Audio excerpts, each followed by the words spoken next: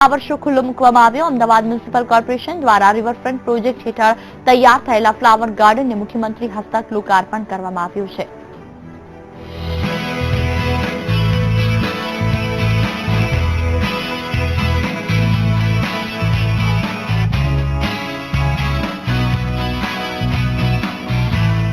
અવનવા ફૂલો અને સુગંધમય વાતાવરણ, આ આહલાદક નજારો છે અમદાવાદના સાબરમતી રિવરફ્રન્ટનો। એએમસી દ્વારા સાબરમતી નદીના રિવરફ્રન્ટ પર ફ્લાવર શોનું આયોજન કરવામાં આવ્યું છે, જે આગામી 13 જાન્યુઆરી સુધી ખુલ્લો રહેશે। મુખ્યમંત્રી વિજય રૂપાણીના હસ્તે આ ફ્લાવર શોને ખુલ્લો મૂકવામાં આવ્યો। ₹18 કરોડના ખર્ચે 38,000 ચોરસ મીટર વિસ્તારમાં અદ્ભુત ફ્લાવર ગાર્ડનનું આયોજન કરવામાં આવ્યું છે, જેમાં અત્યંત સુંદર રીતે અને એકથી એક ચઢિયાતી ફૂલોની કૃતિઓ તૈયાર કરવામાં આવી છે। સાથે જ ફ્લાવર શોમાં 750 થી વધુ પ્રજાતિના 5 લાખથી વધુ ફૂલ છોડ પણ રાખવામાં આવ્યા છે। ગઈ વખતે લગભગ 15 લાખથી વધુ લોકોએ લાભ લીધો, તો આ વખતે એથી વધારે લોકો લાભ લે।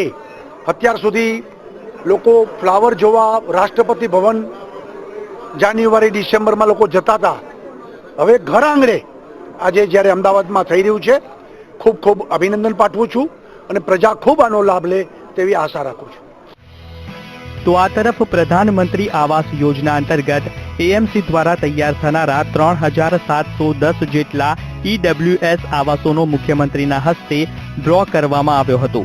આ પ્રસંગે તેમણે ભાજપે આપેલા વચનો અને તેને પૂર્ણ કરવા માટે સરકારની પ્રતિબદ્ધતા અંગે વાત કરતા કોંગ્રેસને આડે હાથ લેતા આકરા પ્રહારો કર્યા હતા। રોટી, કપડા, મકાન એ દરેક માણસના જીવનની આવશ્યકતા છે અને ભારતીય જનતા પાર્ટી આ બાબતમાં કટિબદ્ધ છે। અમે ભૂતકાળમાં કોંગ્રેસના લોકોએ જૂઠા વચનોને ફોર્મ છપાવ્યા હતા, મકાન આપીશું, લોકો સાથે છેતરપિંડી કરી હતી। અમે એ પ્રકારે નથી કરતા, અમે જે કહીએ છીએ એ કરીએ છીએ। આજે મકાનો બની ગયા છે, એના તમને ડ્રો કરીને એ મકાનો આપી રહ્યા છીએ।